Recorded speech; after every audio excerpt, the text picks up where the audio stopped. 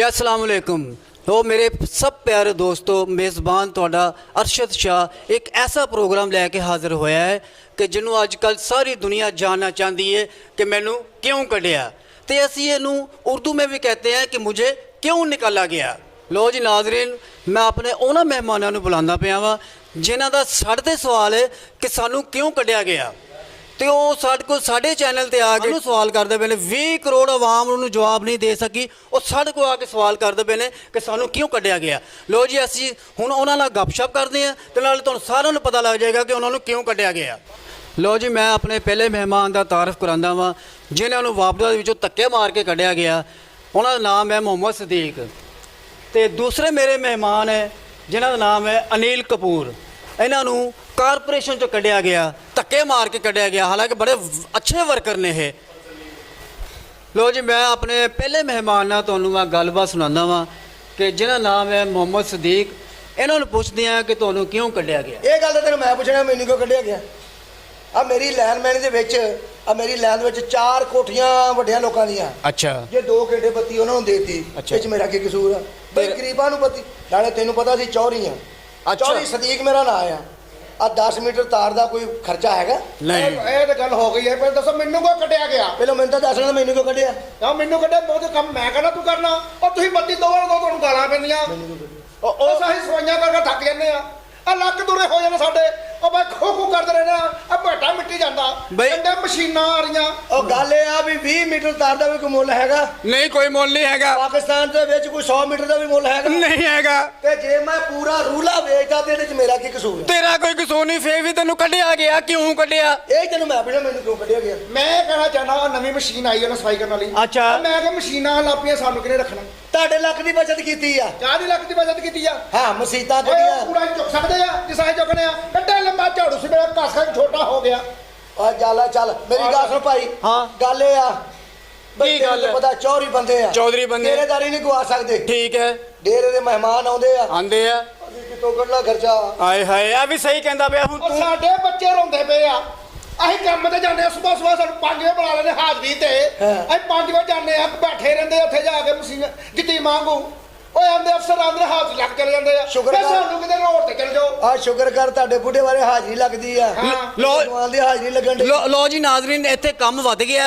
चलो जी हुण दसो तुसू तुहानू क्यों कढ़िया गया। ਆ ਮਸ਼ੀਨ ਨਹੀਂ ਜਿਹੜੀ ਇਹਨਾਂ ਨੇ ਸਫਾਈ ਕਰਨ ਵਾਲੀ ਗੱਡੀ। ਹਾਂ। ਇਹ ਮੈਂ ਵੇਚੀ ਸੀ। अच्छा ਮੈਂ ਵੇਚੀ ਮੈਂ ਕਿਹਾ ਇਹਦਾ ਕੀ ਫਾਇਦਾ ਹੁਣ। ਉਹ ਸਾਡੇ ਕੋਲ ਹਵਾ ਮਰ ਜਾਣੀਆਂ। ਮੈਂ ਕਿਹਾ ਇਹਨੂੰ ਵੇਚੋ। ਮੈਂ ਤਾਂ ਫਿਰ ਕੱਢਿਆ इसलिए तुहानू कढ़िया गया। ਜੀ।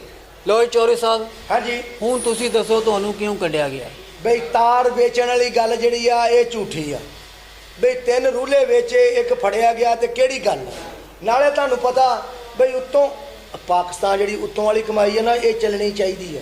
ਉੱਤੋਂ ਚੱਲੂਗੀ ਤੇ ਬੱਚਿਆਂ ਦਾ ਪੇਟ ਪੜੂਗਾ। ਤਾਂ ਨਿੱਕੀ ਜੀ ਗੱਲ ਸੀ ਵੀ ਤਾਰ ਵੇਚੀਏ ਤੇ ਕਿਹੜਾ ਪਤਾ ਲੱਗਦਾ। ਲੈ ਇਸ ਗੱਲ ਤੋਂ ਮੈਨੂੰ ਕੱਢਿਆ। ਮੈਂ ਇਹ ਪੁੱਛਣਿਆ ਇਹ ਮੇਰਾ ਕਸੂਰ ਆ ਮੈਨੂੰ ਕਿਉਂ ਕੱਢਿਆ। ਮੈਂ लो लो जी ਇਹੀ ਕਹਿਣਾ ਚਾਹੁੰਦਾ ਜੀ ਮੇਰੀ ਗੱਲ ਸੁਣੋ। ਮੈਂ ਜੀ ਇਹ ਕਹਿਣਾ ਚਾਹਨਾ ਆ ਕੋਠੀਆਂ ਜਾ ਕੇ ਕੂੜਾ ਚੁੱਕਣੇ ਅਸੀਂ।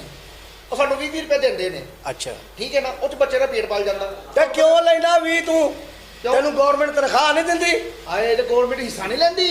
और मेरी गाल सुन सब कुछ ठीक है लेकिन ਜਿਹੜੀਆਂ ਤੁਹਾਡੇ ਛੋਟੀਆਂ ਛੋਟੀਆਂ ਗੱਲਾਂ ਨਾ ਇਹ ਪੈਸੇ ਲੈਣਾ ਕੂੜਾ ਨਹੀਂ ਚੱਕਣਾ ਉੱਪਰੋਂ ਪੈਸੇ ਲੈਣਾ ਐਸੀ ਗੱਲਾਂ ਤੋਂ ਤੁਸੀਂ ਸਮਝਦੇ ਛੋਟੀਆਂ ਛੋਟੀਆਂ ਗੱਲਾਂ ਲੇਕਿਨ ਇਹ ਛੋਟੀ ਛੋਟੀ ਗੱਲ ਨਹੀਂ ਇਹ ਬੜੀ ਵੱਡੀ ਗੱਲ ਹੁੰਦੀ ਹੈ। 14 18 ਕਰੋੜ ਆਵਾਮ ਅੱਗੇ ਵੀ ਸਾਨੂੰ ਦੱਸੋ ਸਾਡਾ ਕਸੂਰ ਕੀ ਆ ਸਾਨੂੰ ਕਿਉਂ ਕੱਢਿਆ।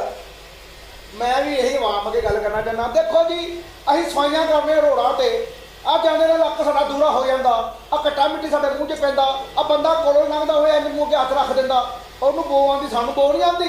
ਫਿਰ ਮਜਬੂਰੀ ਹੁੰਦੀ ਹੈ ਕੀ ਕਰੀਏ ਅਸੀਂ ਤੁਸੀਂ ਦੱਸੋ ਸਾਨੂੰ। ਇਹ ਤੁਹਾਡੀਆਂ ਗੱਲਾਂ ਸਾਰੀਆਂ ਠੀਕ ਹੈ ਲੇਕਿਨ ਤੁਹਾਨੂੰ ਇਹ ਨਹੀਂ ਪਤਾ ਲੱਗਦਾ ਵੀ ਤੁਸੀਂ ਸਮਝਦੇ ਛੋਟੀ ਜੀ ਗੱਲ ਉਹ ਬਹੁਤ ਵੱਡੀ ਗੱਲ ਬਣ ਜਾਂਦੀ ਹੈ। ਇਸ ਗੱਲਾਂ ਤੇ ਗੌਰ ਕਰੋ। ਇਹ ਅੱਗੇ ਤੋਂ ਇhtiyat ਕਰੋ ਤੁਹਾਨੂੰ ਪਤਾ ਲੱਗ ਜਾਏਗਾ ਤੁਹਾਨੂੰ ਕਿਉਂ ਨਹੀਂ ਕੱਢਿਆ ਕਿਉਂ ਕੱਢਿਆ।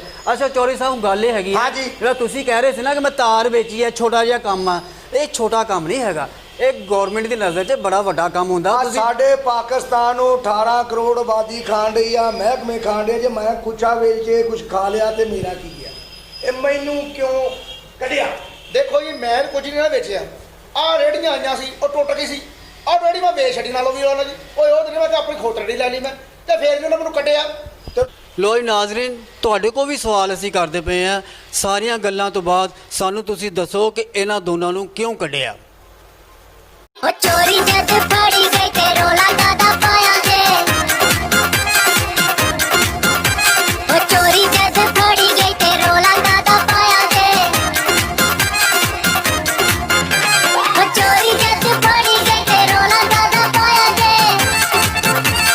ਸੜਕਾਂ ਤੇ ਰੋ ਰੋ ਕੇ ਪੁੱਛਦੇ ਪਏ ਹੋ, क्यों निकाला मुझे, क्यों निकाला।